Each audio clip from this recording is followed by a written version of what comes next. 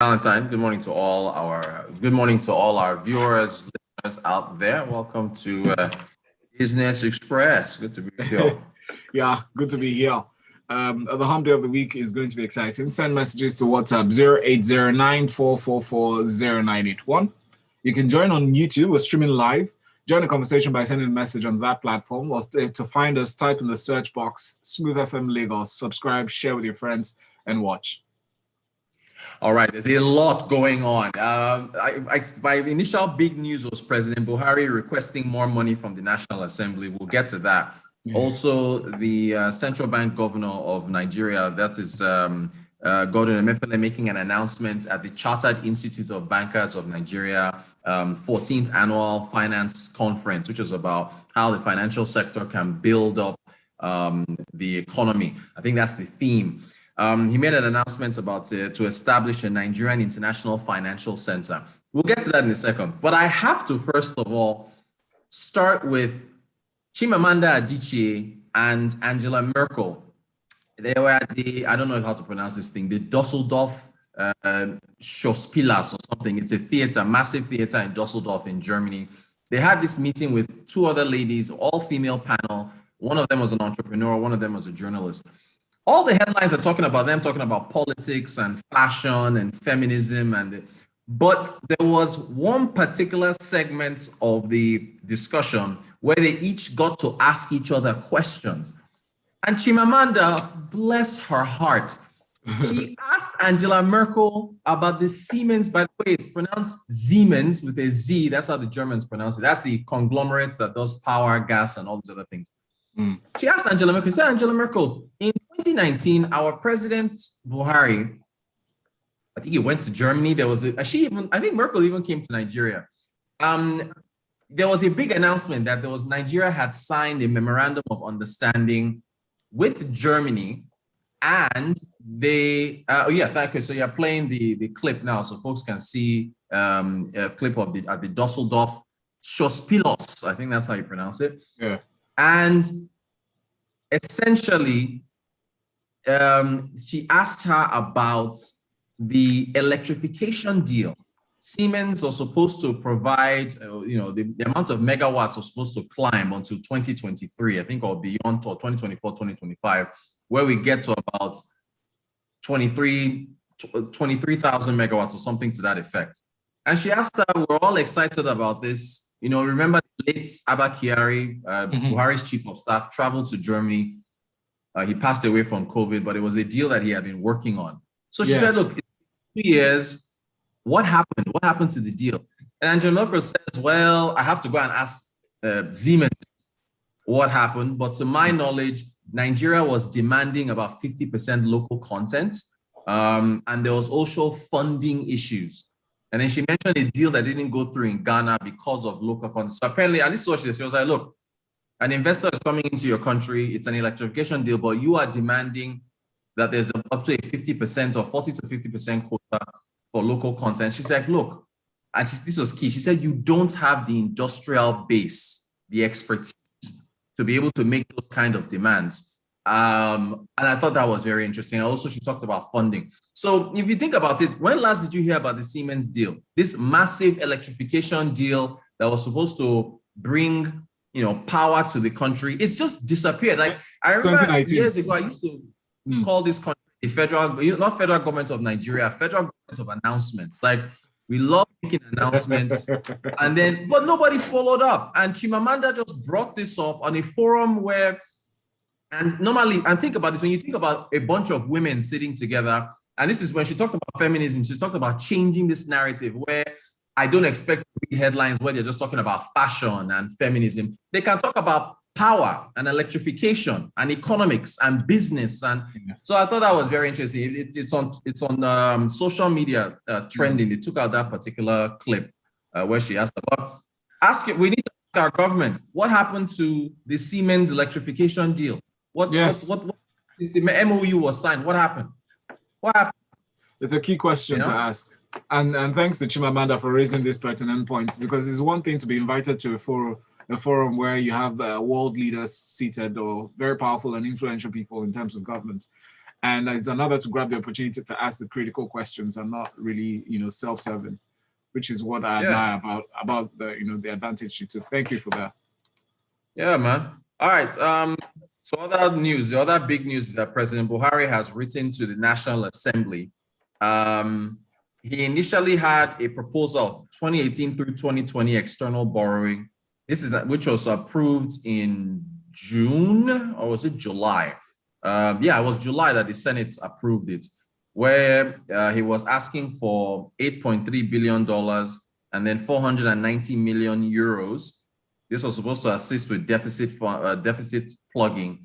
Now he's gone back again. He wants an additional $4 billion and an additional 710 million euros. He says that this is due to emergency projects that are needed. I really don't want to get cynical about this, but anyway, emergency projects that are needed, he says, to stimulate the economy and create jobs. The financing is supposed to come from the World Bank, the French Development Agency, and a number of other multilateral, bilateral sources. And it's supposed to be part of the Nigerian Economic Sustainability Plan. Mind you, there was a 2017 to 2020 economic recovery growth plan. Yeah, that said 7% in 2020. Mm-hmm. Nobody. This is supposed to be a follow-up to that plan. Yesterday, I mentioned the Center for Social Justice. There's some charts that I put together. There they were yesterday, just 24 hours ago. The Center for Social Justice, which is an NGO, was lamenting the increase in Nigeria's debt. And I don't know if it's a coincidence or they got a tip-off that Buhari was going to make this request today. Maybe it's just a coincidence.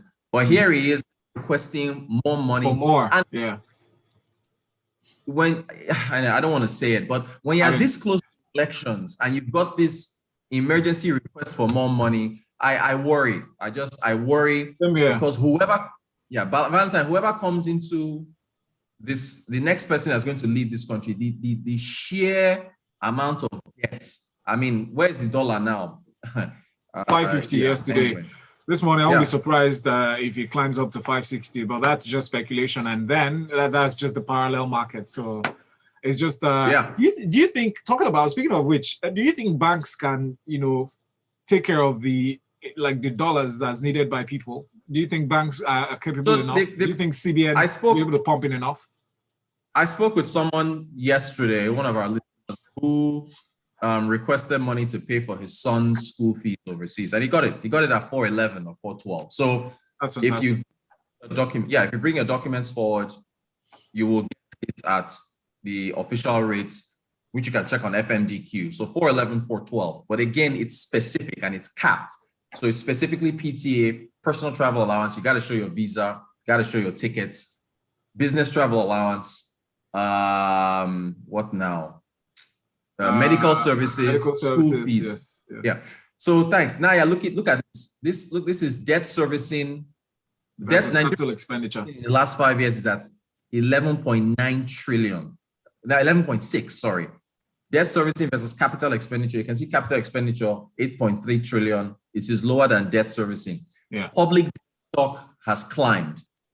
Personnel costs. Look at debt service. This is the debt service growth from 953. If you're on YouTube, you can watch this. 953 billion, all the way up to 2.9 trillion in 2020. I mean, the numbers just keep climbing. This is our public debt stock now, and this is as at this is, I think, 2020. You're going from 2015 12.6 trillion naira to 32.9 trillion. This does not account for the new borrowing that's coming in, and this is one of the biggest worries.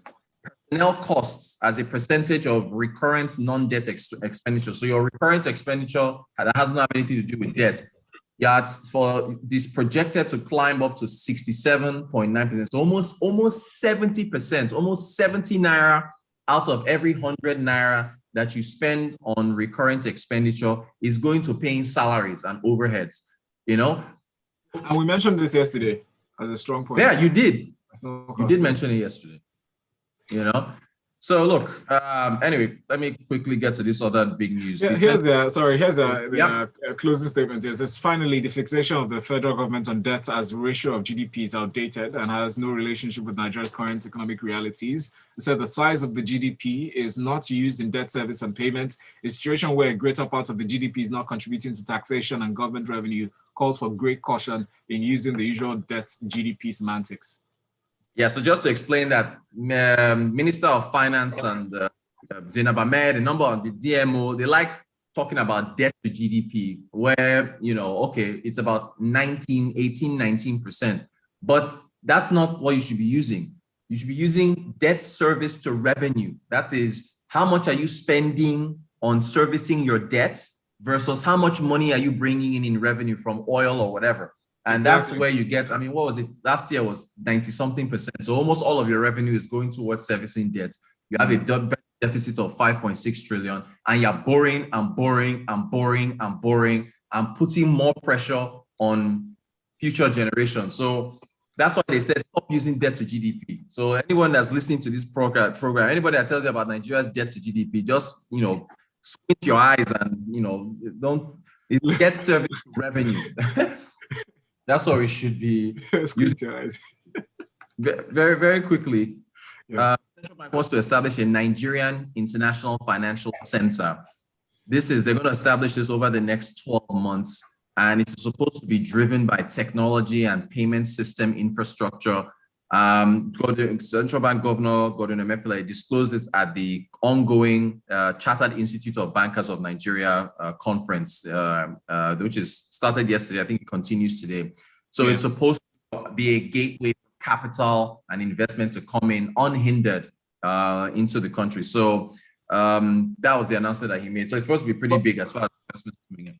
Am I the only one who feels like this is some establishment that's being set up by the Central Bank of Nigeria, by the chief regulator of financial services in Nigeria, to help educate people and push the acceptance of e-Naira, because it's going to be launched on the 1st of October. And so many people, okay, so one of the methods or one of the ways they're trying to see how people can, welcome it or, take it with open arms is for it to be ingrained in payment systems. And most of these banks need to adapt to that technology to see how most of their customers, especially the banked ones, could use the e-Naira more. Indeed. And so the wallets, it will be benchmarked against the actual Naira value. Yeah, exactly. So the Central Bank is setting up a wallet initiative, but then I think that's temporary, then to be phased out for banks to use their own wallets. So I'm eager to see how it works out. And what's launching on October 1st is like a pilot program. Yes. And then it will go further from there. So so a lot of the players in the financial ecosystem will being rolled out to be dependent on them. So hey, it's an interesting development, and we'll see how it plays out. We're getting our prompts from our our WhatsApp friends and then the family. So let's take the messages now. Babalola says, please, this your friend. Did he pay for a secondary school or university education? CBN does not allow banks to effect payments for anything lower than university education. Babalola, really? Yeah, no, it's university. Yeah, it's university. That's correct. Did I university. School? Sorry, if I did, I'm sorry. It's university. Yeah, university. Thank you so much, Babalola, for that. Oyanochuko says, this is an evidence that bad government policies discourage real FDIs, foreign direct investments. Now I know why power hasn't improved. Very sad, and this is a very sad development. That's relating to Chimamanda's conversation with Angela Merkel. Otunuga says, I think it's a right thing to do to ask for local content from the investors coming in, regardless of who is providing the fund. The only caveat is that we should be able to provide the local content. Regarding borrowing, then please let all of us continue to shout out to when you get school fees at official rates. What of upkeep at school? Gilbert says, good morning, Rotus and Val. Gilbert from First Stack. First things first, concerning the recent request for new borrowing, what's the status or position of previous capital expenditure earmarked by the federal government from 1985 to 2015? Are these projects on ground? Are they working? Has an audit been carried out on all the projects between 1985 to 2015? Were funds appropriated for projects used properly? Gilbert, I'll say refer to NMPC and refer to the NDDC projects. Ugo from Surulere says, please, Brutus, why are institutions like World Bank lending to Nigeria when they don't see anything we're doing with it? Is that how credit is done in banks? It says, all right. Prince here Well- says, I used my Naira card. Sorry, I used my Naira card to pay for a dollar subscription yesterday. GT Bank, I mentioned it, charged 460, which I think it's fair. So that's actually commending them. Here, Benga says, all these monies were borrowing. What is the plan to pay back? There is a squabble over the sharing of revenue. Who's talking about the baking of a bigger cake? He says the president should know the projects that they will use borrowed monies for and how it will impact the economy. I'm sure Lagos Ibadan Expressway will still be among those projects they will name. Thank you, Benga. And I actually have a feeling that Serap is just, waiting on the sidelines to throw in that lawsuit or the letter requesting for freedom of information, to be provided. Thank you, Rotus. So many Thanks, more Val. messages. Thanks for all your messages. I can't go through them all. Stay with us and thank you for your engagement. And if you missed any part of the conversation, we have reference points, information, infographics actually on this YouTube stream. So go type in YouTube Smooth FM Lagos to watch Rotus and I provide the analysis.